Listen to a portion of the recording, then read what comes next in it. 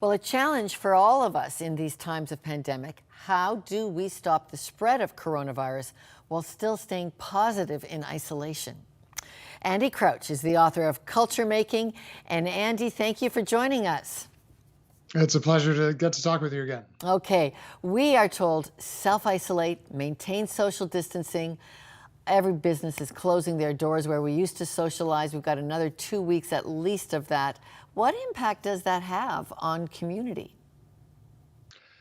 It's going to be a very serious impact, not so much in the first few days, but in the longer term.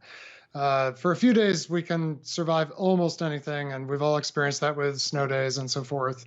But this is probably not a blizzard. It's more like winter, and how we're going to find ways to stay connected to each other past actually the next few days or the next few weeks is one of the most important questions for us to be thinking about. Okay, what kind of ideas are you coming up with? How do we maintain community through extended social isolation?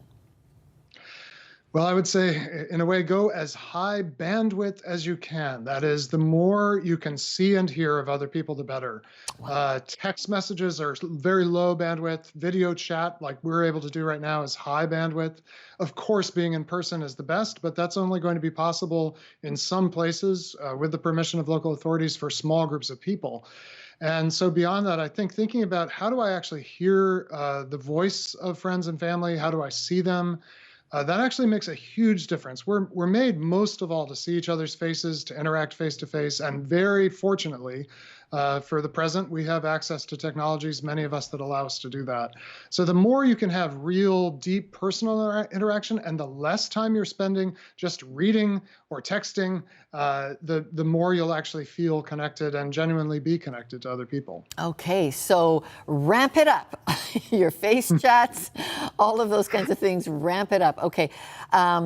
It works well for younger people. How is this going to work for cross-generational stuff? Some seniors, I mean, even for getting ready for today, I had to have somebody 20 years younger than myself tell me, do this, don't do that, get this FaceTime going, don't worry about a Zoom. How are we going to help the old people? Well, some of these technologies can be initially confusing. I think many folks can learn them fairly quickly, and we will have to talk perhaps relatives who haven't used it before through it. I just have set my own parents who are in their late 70s up on Zoom, and I will tell you, we've always just done phone calls before, but in this time, we're separated by about a 5 hours drive, and it's not feasible to visit them right now. It's so helpful for both sides to see one another's faces. So it's time for younger generation to play tech support, which they've been doing for quite a while. And the good news is technology, part of what technology does is make things pretty easy. And as tech gets higher tech, it gets easier to use. And it's definitely possible, I think, for most folks to learn to use these systems to communicate with each other. Okay, and I'm feeling that there is something in the silence. How much silence, and how do I activate the silence well for my spiritual health?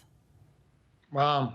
Yes, a lot of us are dealing with a lot more quiet and a lot more options about what to do with our time than we've ever had. Some people, of course, are completely overwhelmed, whether it's because they work in medical fields or have essential jobs. But for a lot of us, there's a new kind of quiet, and I find it's best to have rhythms in my day. I have some periods of the day where I'm not on screens, I'm not checking news, I'm not even communicating directly with other people. Going outside to the extent you can makes a huge difference. To be out in creation as a creature, and take it in small doses. Doesn't hurt to turn on some music as well after you've had some silence. Because there's some anxiety management that's absolutely significant here. Too much media, too much unnatural sources. What's your best take for anti-anxiety in this time? I think rhythms really help, having a structure for the day. So I myself, a number of years ago, started every day, beginning my day by going outdoors before I look at any screen. And that was when my screens were delivering a lot less anxiety producing things than they do these days. And it's such a good way to begin the day, beginning and ending the day with prayer.